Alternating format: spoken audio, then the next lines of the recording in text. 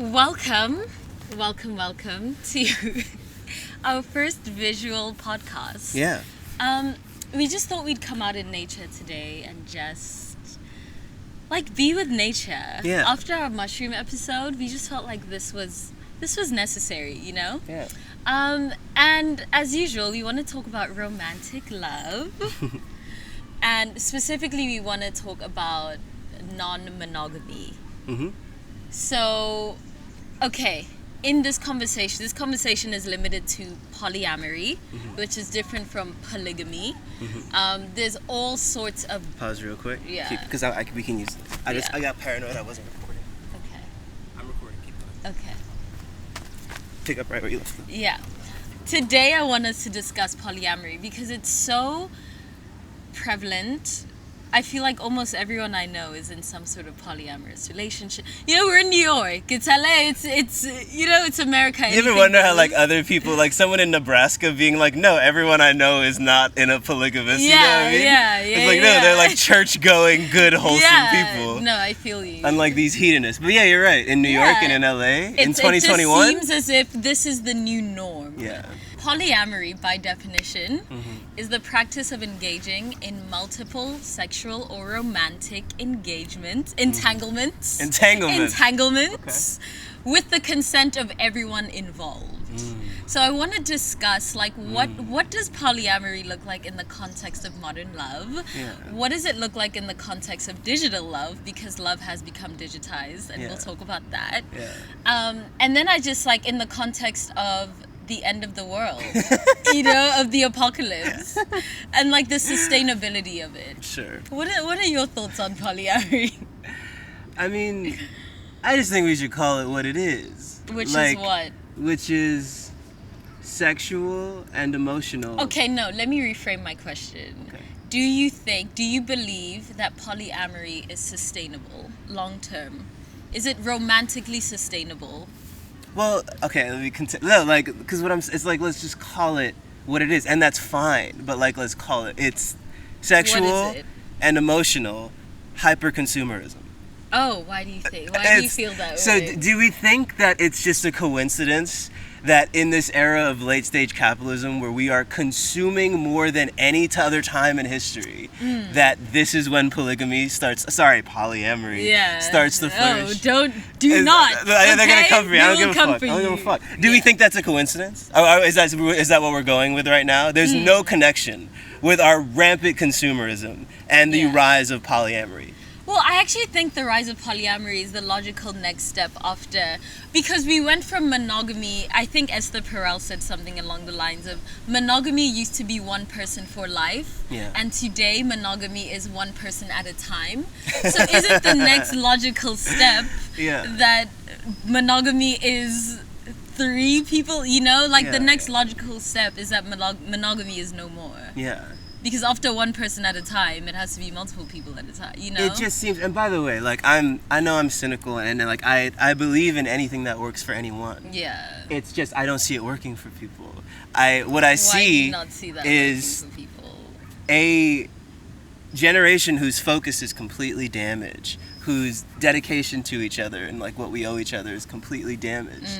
And in that power vacuum, just arising the most convenient ideology ever.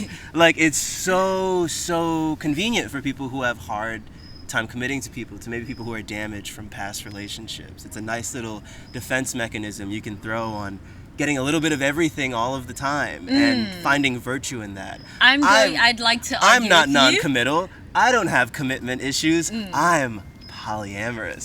Doesn't that sound so much better? Doesn't that sound so much better than, hey, I had a boyfriend at 21 who really fucked me up. He cheated on me, and I actually want love, but I'm actually too scared to ever put all my eggs in one basket again. That terrifies me. Yeah. But instead of saying that, or instead of being bitter because that's a bit too played out in 2021, now I'm polyamorous. And what a convenient way to never get hurt, to have one egg in a million baskets. What a convenient... And by the way, I'm not even shitting on it. Yeah. Let's just be honest. And it's the connection between the extent to which we consume. The Are extent you to which saying- people okay, wait, buy hold on, clothes. hold on. People buy more clothes than Yeah. they've ever bought before. People buy more cars than they've ever bought before. People live as many different places, have as many careers than ever before. yeah. Let's just tie it to late stage capitalism. Yeah. Let's not pretend like these two things are completely separate. Let's not pretend like this isn't a product of alienation. Yeah. Like it completely is, and that's fine if it makes you happy. But if you But think let's be about, honest, no, like- if like- we're like- contextualizing polyamory under capitalism, Sure. and we all know that capitalism undermines anything progressive will be undermined by capitalism, so Yeah. we can agree on that. Yeah. With that being said, are you saying that polyamory is worse than monogamy, or are you saying that it Oh, creates no. as many problems as it solves? Oh no, I'm saying you have to solve your own problems. I'm saying do you that you mean? cannot find the solution to your problems in being with as many people as your heart desires. That's hedonism, and that's not a real ideology. Wait, why do you not believe it? Why do you believe that polyamory is hedonism, and then why do you believe that hedonism is not a real ideology? Well, because what is love? And how many hours do you have in the day? Yeah, Like- no, I want us to define our key terms. Yeah. So if we're defining love, as we've agreed, Yeah. love as defined by bell hooks, the will to extend yourself Yeah. for someone else's spiritual, emotional, and physical growth as well as your own. Sure.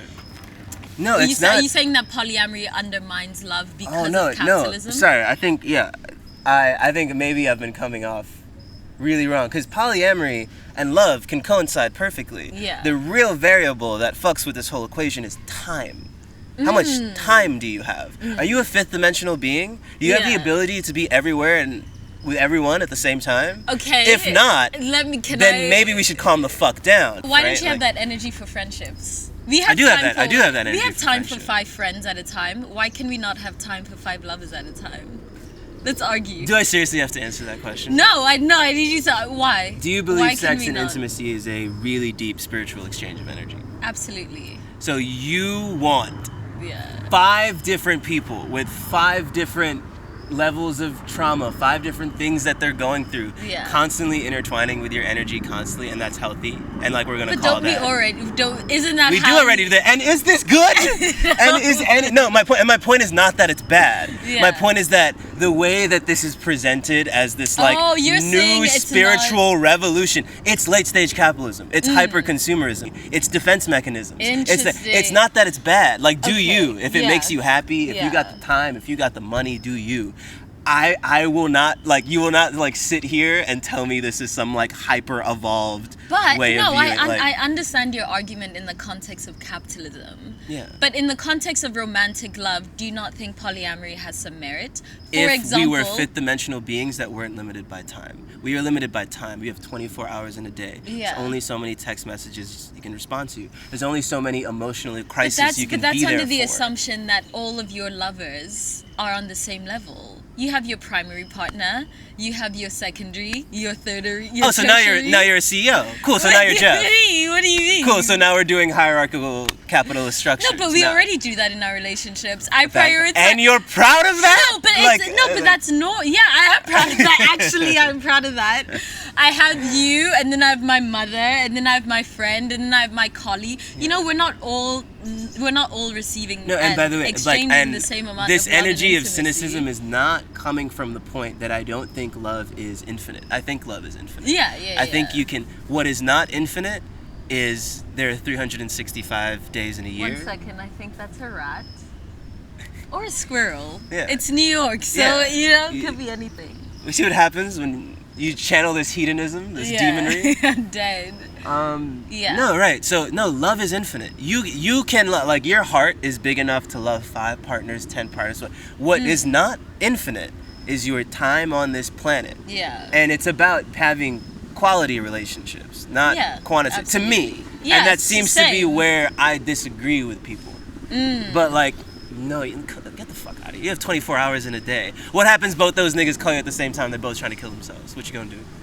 Both of them, guys. Let's, 2 phones? You No, just 2 what do you phones? mean? Oh, I love you. Roll Oh, I up love- right now. Both of you roll. In the same way that Erykah Badu has Thanksgiving with all of her baby daddies and all of her kids simultaneously. Sure. Why can we not? Sure. Why can we? No, I think You that, never think like Jay Electronica was sitting there trying to beat, like thinking about beating Andre's ass. Like you think that, like, I get that that's a flex, but like, is that, like, is that good? Like, it's like it's a simple question. But like, yeah, everybody gets on, but like, everybody is performing getting on. Let's start there. Is everyone truly getting on? That is something that I wanted to discuss. Yeah. Is the logistics of polyamory. Mm-hmm. From my anecdotal experience, a lot of people. So most of the time people don't start their relationships polyamorous. You start your relationship. That's the problem. You're monogamous, and then at some point you're like, you know what? We should spice things up a little. Sure. Or I have other needs that I would like to be met by other people, etc., etc. So and then it's you bring spiritual. in I'm definitely not just bored. It's a spiritual awakening. It's always a spiritual awakening. Yeah, what if it is? Continue. Okay, so then you bring in a third party. Yeah. I think the problem that you have with polyamory is actually not a problem with the institution of polyamory itself. It's a problem with commodification.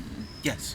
Which is, once you bring a third party into the equation, a lot of times, oftentimes, from my anecdotal experience, what I see is that people bring in a third party but don't fully humanize them, because you view that third party in relation to what your needs are, as opposed to like them as a full three-dimensional human being. Right. So you and me are in a relationship, we meet Stacy, we think Stacy's cool. Yeah.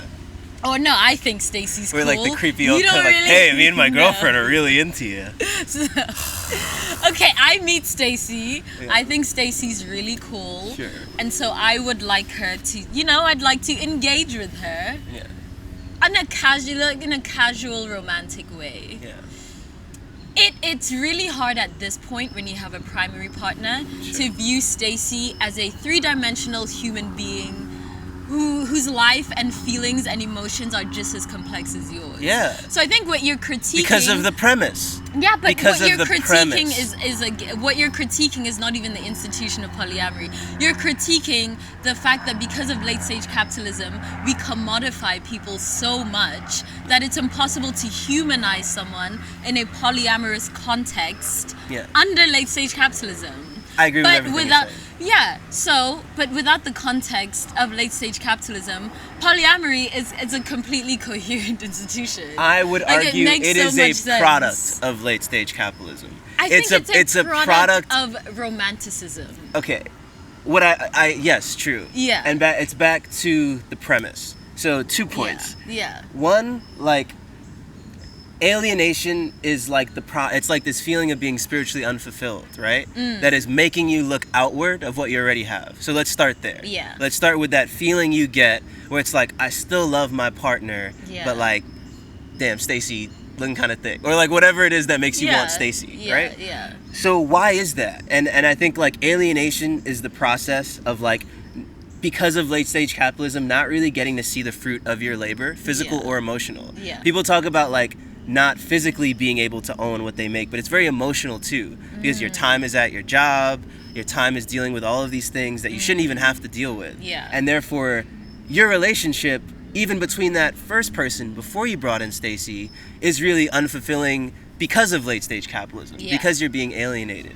And what happens is when you're alienated from the fruit of your actual labor, all you can do is consume. Right. Because I can't actually be fulfilled. It's not an option to me in this society. Yeah. And when you can't be fulfilled, we just become animalistic consumers. And that is how people who speak about polyamory speak about these third parties or fourth parties or whoever they're bringing in. They speak about them like the objects that you speak of. But that's because they've dehumanized them, and they've dehumanized themselves. Yeah. They're operating from their lizard brain. It's just, I'm horny, I'm bored, I need attention. And instead of figuring out like why their relationship isn't working or why this society isn't working, it's just some easy, cheap shit. But what if the relationship is not working because of the toxicity of monogamy? Like the inherent toxicity that is monogamy. And that's also a product of capitalism. Okay, where do we leave off? Oh shit, I forgot what we were saying. Yeah. Okay, well, for context, the sun is setting, so we had to move. Yeah. And where were we? Oh, I was just talking about, like, alienate, like the premise, you know, it's not Yeah. that polyamory is bad. Yeah. It's that people feel things and they don't ask themselves why. And because we live in a hyper-consumeristic society, Yeah. anytime we feel anything, Yeah. our reaction is, I need more. It's because I don't have enough. That's a fundamental premise of this whole thing that we're doing Yeah. in this current stage Well, of I life. actually think. And I reject that premise. I reject the premise that, because if you have a relationship and you're bored and you feel unfulfilled, but you still love that person so much Yeah. to the point that you actually don't want to break up with them, you just want to Yeah. find someone else. I think that if we weren't in a society where the second you feel unfulfilled, you look outward, and we lived in a society where the okay. second you felt unfulfilled, you looked inward, you wouldn't even be talking about this, right? You know what I mean? You know what I mean? Or like people wouldn't be talking about this. Well, I right think now. we would have still gotten here. So I think what you're saying is that the destination itself isn't bad, but it's the justification for why people get to this destination that's bad. Yes, So it's the it's- fact that when people feel anything in this Yeah. society, they look outward instead of inward. Well, another thing that I wanted to point out is that polyamory is a very like American premise. It's Yeah. just in that like American culture, and I've never seen this It's a very anywhere Jamaican else. premise as well. I would say. No, I've never seen this anywhere else, but for Americans truly believe you can have it all. Yeah. It's such a like you can have it all belief system. So You can have it all and hurt nobody. yeah, Absurd. like you can have Absurd. your cake and eat it too. Absurd. It's absurd. So, of course, like this is where polyamory is thriving, like as a Yeah. concept. yeah.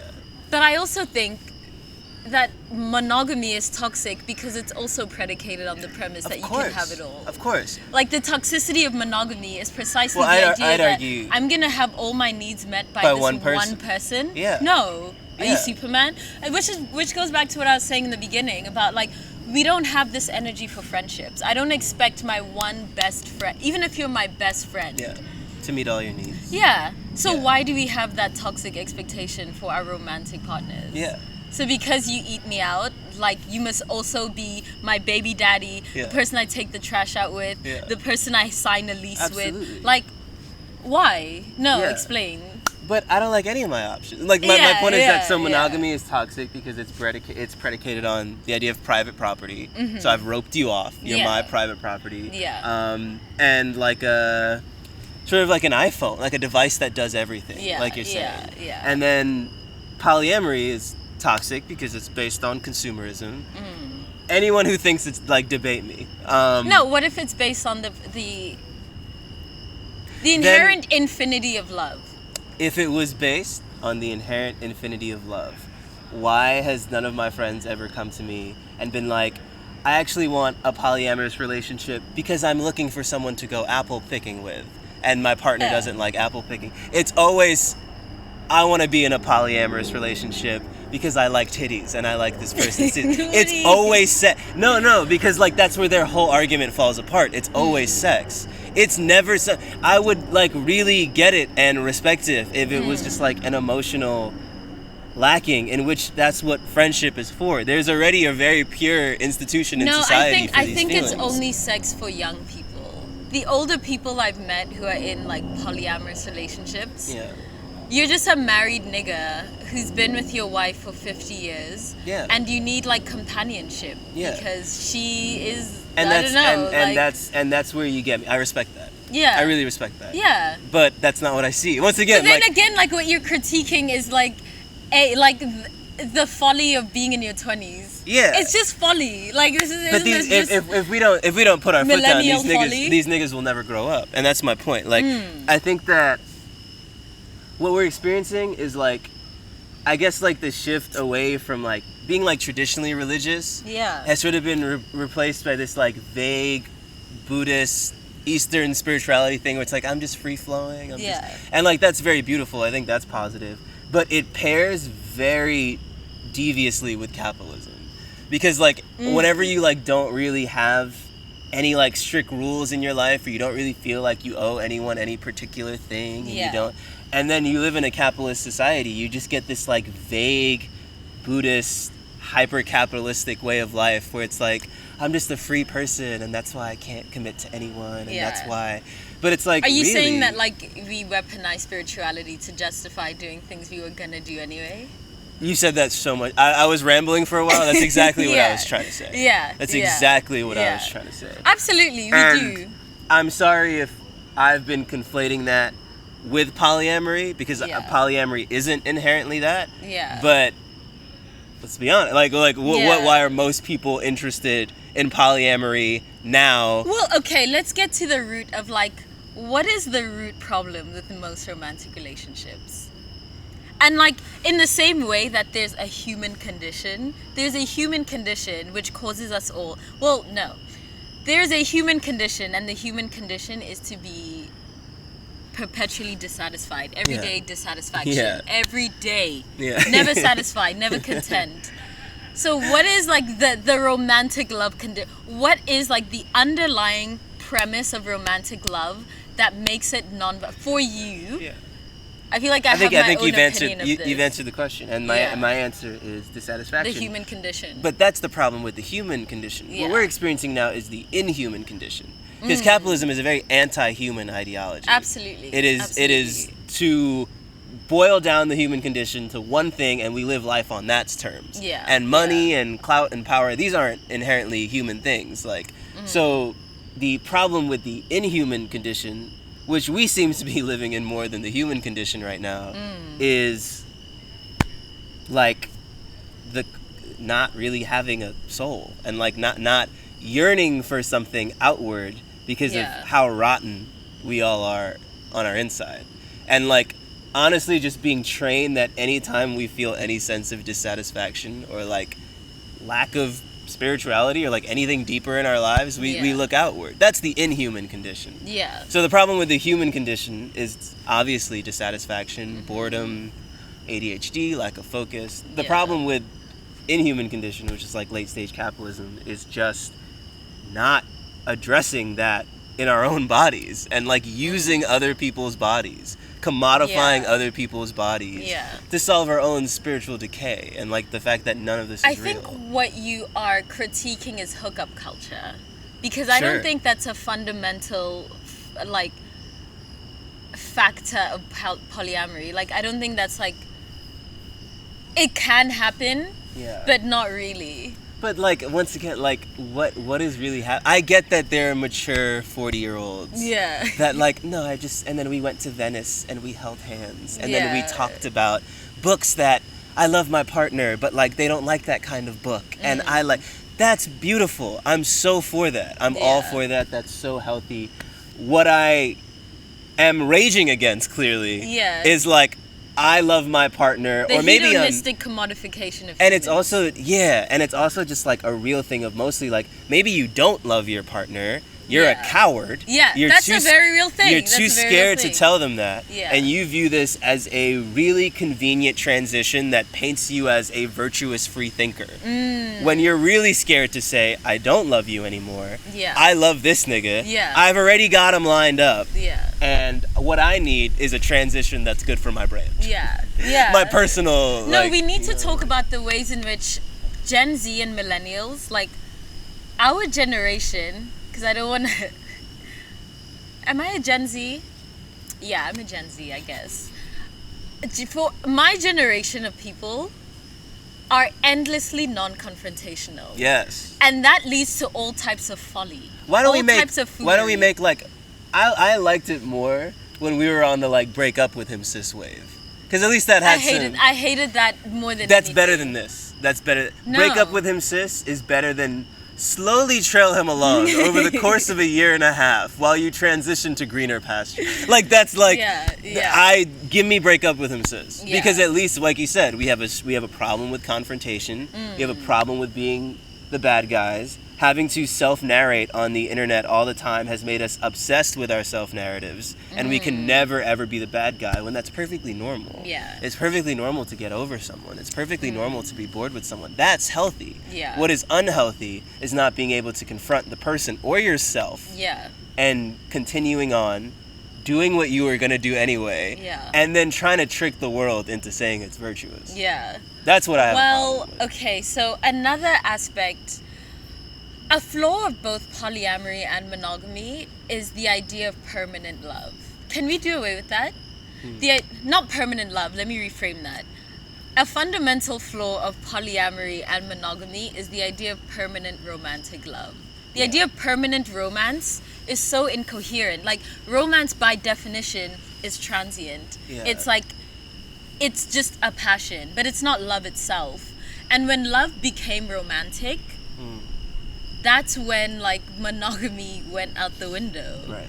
Because you expect you're gonna be with someone for the rest of your life. Yeah. You guys are still gonna fuck with each other as much as you and that fuck was with very each other toxic, now. but I think to view this as a distinction towards progressivism from the transition from monogamy to polyamory is so flawed, because it's really just the reflection of capitalism's transition from the owner economy to the renter economy. Ooh, that's a really good theory. That's what we're doing. Really good theory. Monogamy was like, it's your parents, it's the boomer generation. We buy a house, we have the white picket fence, and now that it's more like, I do remote work, I have 3 or 4 jobs, I'm a freelancer, I rent, I have Seamless delivered to me, I have... That's all that's happening. This isn't a fucking spiritual revolution. Are we serious? This is literally just an economic transition. It's there's nothing else happening here. I hear you, and like, I hate dating apps for the same reasons that you don't fuck with polyamory. Yeah.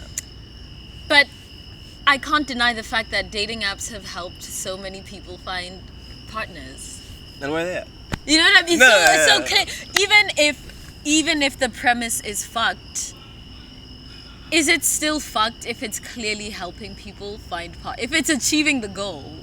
Yeah. Is it still fucked? Because that's my argument. Like, I think we should literally burn we should roll up to the Tinder headquarters and burn them down. Yeah, no, but like, so but if, like, who if am I'm, I to say that? If Who I'm, the fuck am I? But if I'm Jeff sitting here being like, well, you got your package on time and it's what you wanted, so is it still fucked? Yes! Yeah. Yes, it's still fucked. Yeah. Yeah, it turns out that like exploited? commodifying human beings on a fucking app that you swipe left. By the way, the swiping process releases dopamine in your brain because they fucking designed it that way. Yeah. Yes, this is bad. Yeah. Yeah, this is a bad call. It's not good. It's not good for it's anti-human. It's literally trying to erode humanity for capital's convenience. Like, they want things to be as convenient as possible. Okay, wait, let's go back to the original question, which was, what do you think is fundamentally wrong with romantic love? That we are constantly looking at new ways to format it, new ways to restructure it. You know, like, there's so many solutions, quote unquote solutions to romantic love that have not worked. What is the problem, really? People are scared of dying alone. Fear of mortality. Yeah, it's just they don't know how to face their mortality. Love gets so much easier when you face your mortality. No one's gonna stop you from dying alone. You're gonna fucking die. Like, you're gonna die, and sometimes someone will be there. They might not. Even if you were with your wife and you loved each other and you guys did everything in life, so you could die in a car accident. Yeah. And your last moments on this earth are gonna be petrified. You might shit yourself, like a lot of people do. Like, there's a lot of things that are scary about death. Yeah. But people process their romantic life and the decisions they make in their romantic life basically trying to avoid dying alone. And we all die alone. But people let fear and a fear of being unfulfilled and a fear of being lonely dictate everything in their life.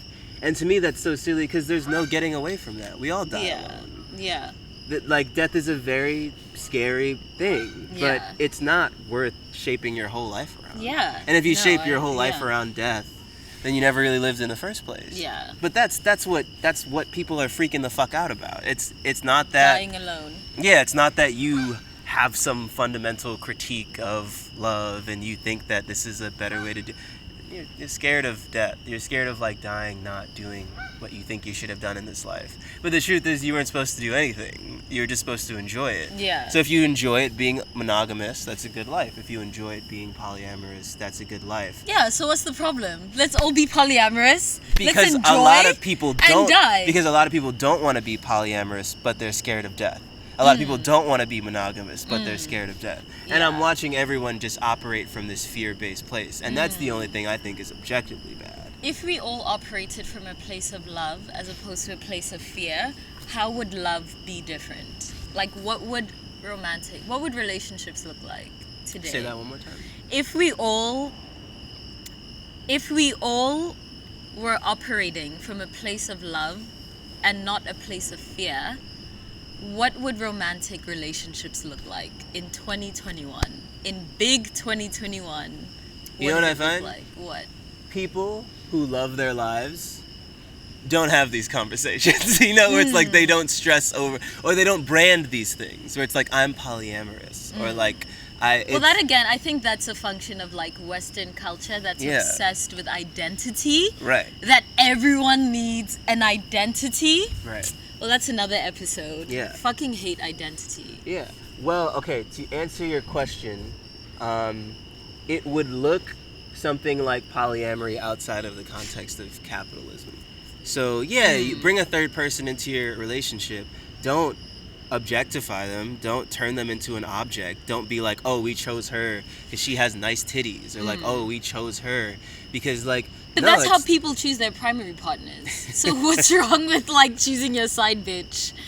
Like, what's wrong with choosing... Let me not call them a side bitch. That's rude. No, I don't actually... What's no, wrong I with take that back. What's wrong with choosing your side hoe on the premise of titties? I like titties. I love titties. There's nothing wrong with choosing your side hoe, as you say, on the premise of titties, if you truly like titties versus your Instagram Explore page has told you like titties. Because a lot of people... We're finished. That's... Right. No one's desires are their own. They've all been conditioned into us by Mark Zuckerberg. Yeah. So... And, like, most people couldn't be fucked to unpack their desires and where they come from and who they truly are underneath all the rubble. Like, no one's doing that shit. So, given that premise, why can't I just go on seekingarrangements.com and find... a side hoe? Well, let's get into another premise. Why is being bored bad? Why is being bored bad? Yeah, who told you that? Who It's told not you being inherently. bored is bad? I don't think boredom is the reason why polyamory is so popular. I think it's just... I disagree. No, I think the reason why polyamory is so unpopular is because needs are not being met. People's, like... No, keep going. People's fundamental needs in relationships are not being met, not because their partners are flawed, but just because their partners are human, which means they are flawed. Yeah. So, because you are a human, Yeah. and you can't be my baby daddy, the person who takes the trash out with me, my personal porn star, the person I signed the lease with, the person who also eats me out at rent, my therapist, my best friend, the person I go to museums with, the person I like... Can you be all of that? No. So the solution is the same solution to every other facet of our relationship. My question is, if this works in other types of relationships, why can it not work for romantic love? Diversifying your portfolio. No, and once again, it was never the idea of polyamory I'm raging against. Yeah. It's like... It's like, commodification. Yeah, it is. Yeah. And it's... I guess then my question for you is, how do we escape commodification? No, like, if we're not... Yeah, no, I mean, if like, we're not going to roll up into Jeff's house right now and guillotine all the rich, how are we supposed to not commodify each other? This is like a full cognitive transformation we'd have to go through. I don't think... It'll be...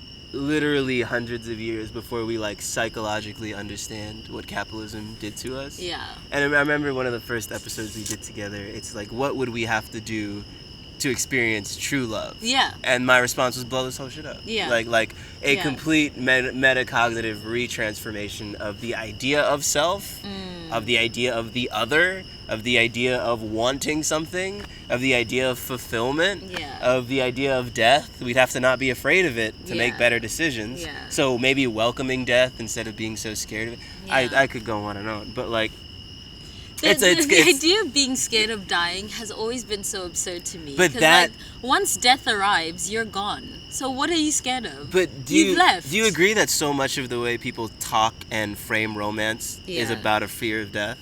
I think it's about a fear of loneliness, which is essentially a fear of death. All fears are fears of death. Yeah. So, yeah. Because I've seen this with people in their 40s who go through breakups or anything. Yeah. Because that's a crazy moment, because that's what your midlife crisis is when you're single. Yeah. If the second half of my life goes like the first half of my life, then I'm fucked. Dying alone. Yeah. And that's very scary. But and also, can we normalize dying alone? Because, like I said, once death arrives, you've left. So why do you care if you were alone or with 5 people? This is a very post-internet sensation of, like, thinking boredom is bad. Have you noticed our parents don't mind being bored? Notice that? Oh, interesting. Yeah. Like, it's really just the internet that convinced you need to be satiated at every waking moment. You know what it is? It's wedding vows. Do you listen to people's wedding vows? It's all about death. Till death do us part. We're so fixated on our fear of mortality. No, like, it's like, if we just like reconfigured what wedding vows are, our entire idea of romantic love, instead of saying till death do us part, we could say until, you know, we're not feeling each other. Yeah, until it's like, you know, yeah. And to just like be committed to knowing that, like, at some point, this is another thing. At some point in every romantic relationship, you'll get into a really big fight and you'll be like, fuck, I've married a complete idiot. Yeah. Or I'm dating a complete moron. Or I'm dating a psychopath. Like, at every single person, without fail, will have a fight in their relationship where you get to a point where you're like, who the fuck am I dating? Mm-hmm. And like, it's really important to get to that point and not panic. Yeah. Like, that's and to know that, like, that's normal. Panic is a good word. Yeah, People I just think we panicky. panic. But we panic because of wedding vows. Because we want our relationship to live up to wedding vows. Yeah, we want our relationships to live up to Disney movies. We want our relationships to live up to Hollywood movies. But it's like, that's not reality. In reality, life is suffering. Yeah. Romantic love is not exempt from the suffering that is life. Yes. Which isn't to say that that's your relationship. I was trying to say. Yeah, which isn't to say that your relationship should just be suffering and accept. No, like, your relationship should be fulfilling and. That it's just like important to like accept bad time, boredom, anger, panic, disappointment to come at some point in your relationship. You just who on this planet is the person that profits from our inability to be bored? It's Mark. Yeah. It's advertisers. Yeah. It's Facebook. It's Instagram. It's Twitter. It's like, they're the only person making a profit off of our inability to be bored. Yeah. So when you feel bored, just like remember, and also I love that point about panicking. Yeah. I've noticed that people become polyamorous when they panic. Yeah, it's a very like... It's a panicky decision. But especially like us Gen Z, we are the most panicky people when it comes to romantic relationships. Yeah. And I also blame Love Island. Because you watch Love Island and they always have these challenges where they bring in new people and they test your relationship. Yeah. And earlier on today, you were asking me why I haven't just left you for a billionaire. Yeah. And because I was like, because I love you and I'm committed. Like, I think people think that commitment is, I like you until something better comes along. Yeah. Like, because that's how most people move out here these days. Yeah. And like that, I'm not irrational for notice. Like, that is how most people move. Yeah. That's literally how which is because of everyone else I've ever seen has moved like that. Yeah. Fear of death. Yeah. So maybe we should wrap up. Yeah. What are our final thoughts on? Yeah. Okay. So what is your I came final with this summary? energy because I had a lot on my mind. But also because we're recording a podcast. Yeah, we each have to take out different sides to entertain the audience. Guys, it's theater. If you're polyamorous, good on you. Like, good. And like, if you're doing it maturely and you're not hurting anyone's feelings, then good on you. I just think that it's important when you feel a sense of dissatisfaction to look inward before you look outward. And I'm sure there are a bunch of healthy, mature, polyamorous people that do that. Yeah. And I know for a fact there are a lot that don't. Yeah. And that's my biggest point. And like, be mindful of like, this is consumerism. Yeah. And like, consumerism is anti-human. We are like eroding what it means to be human. I agree. By consuming this much. Yeah. And to consume a person romantically or sexually like an object is fucked, and I don't care like in what context, like just to perceive them that way, just to be Yeah. like, I feel an urge and let me just grab that person just to fulfill that urge really quick. That's also like anti-human to me. Yeah. It's not respectful, and it's just like ugly to me. But there is nothing inherently ugly or disrespectful about polyamory. Yeah. I just know that like it's one of those things where just because something fits with capitalism like a glove doesn't mean it's bad, but it means that it can very easily be twisted into something bad. Yeah. And this like vague era of like explorative spirituality is fitting with capitalism like a fucking glove.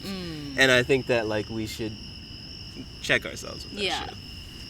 Yeah, I think my main gripe with both polyamory and monogamy is the idea of permanence. I think permanent monogamy is just as foolish as permanent polyamory. I think that the healthiest, from my anecdotal experience, the healthiest relationships just work in ebbs and flows. Like they just have different phases and different, seasons. And you just move with the seasons, like the Tao. Yeah. Yeah. Yeah, and also just like maybe like heal, Yeah. Like don't, whether you're monogamous, you really believe in monogamy, or you're polyamorous or you're polygamous, just don't use these constructs as defense mechanisms. Fucking heal. Don't jump into a new thing as a reaction to another thing. That's the problem. Everyone's so fucking reactionary. Can we all just deal with our shit before we start new shit? Yeah. It's that requires a lot of... I do think the only problem with polyamory... Not the only. There's a lot of problems. The problem with polyamory is that it requires so much communication that, like, people have to... You have to really be honest with yourself. Like, are you willing to communicate 10 times more than you would usually? Yeah. You know? Another big thing that I can't believe we didn't mention this whole time. Yeah. You niggas are too broke to be polyamorous. Oh, money and polyamory. That we need to talk about. If before you even put the P next to the O, like just like get your money up, because this shit is expensive. Because that's what rich people pay for. They have more time in the day because they have an assistant and they have a private jet and they have a. So if you really want to make this shit pop, step your money up. But also, money is a very flawed, evil, anti-human construct. So maybe that's why polyamory is truly unhealthy. Because in order to do it in any feasible way, you literally have to have millions of dollars. So, like... I don't think so. I think if you're just like... No, because I think you could just be seeing someone casually. And if it's sexual... do I need to take you out on date? Like, that's some people's arrangements. I've noticed that with... Not me. Yeah, with men, if you have under 10 mil, you're just cheating. You know? Like, it's more of like a way that... And I don't think that's fair. But, like, it's a way that we just, like... Certain lifestyles just aren't accessible to broke people. And I think polyamory is one of them. That's interesting. Never met a broke nigga that is successfully polyamorous. Know a lot of rich niggas honestly, same. But... That's also just anecdotal. If you're listening and you're a broke bitch, but like have figured out polyamory successfully. I'm genuinely curious. And like permanent polyamory. Like not the polyamory I was just talking about of like in seasons and waves where like for 6 months we're polyamorous and then 1 month. Which I think like all relationships should function like that. I think that's really healthy. Yeah, I think just close the relationship sometimes, open it sometimes, switch it up. Like, it's not everyday permanence. Yeah. But yeah, if you are in a permanent state of polyamory and you're a broke bitch, I would love to know how you're doing that. What a specific request. No, I really, no, please comment. All right. Yeah. And if you have any other questions, comments, thoughts, let us know. I would also like to say, before we leave, that podcasting is a performance art. This is something I should have said to the Bobo and Flex audience. Probably says in the Because, like, beginning too. Yeah, You know? yeah. It's important when you're listening to podcasts, or particularly this one, Yeah. that you remember that this is a performance art, Yeah. which means the views expressed may or may not be ours. They may or may not be exaggerated. It may or may not be hyperbole. Yeah. You know what I mean? The purpose of a podcast is entertainment. Yeah. So which is why I'm a watermelon on my Instagram. Yeah. I need you to differentiate between the performer and the nigga behind the mask. Don't come for me, Yeah. okay?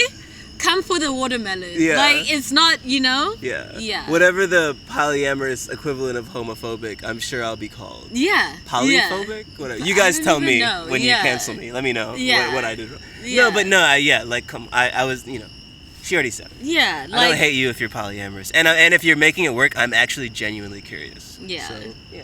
Yeah. Well, there we have it. Thank you for listening, / watching. I wonder if we're even, like, We'll see. in frame anymore. Yeah, we'll But see. yeah, thank you for listening / watching, and we'll catch you in the next episode.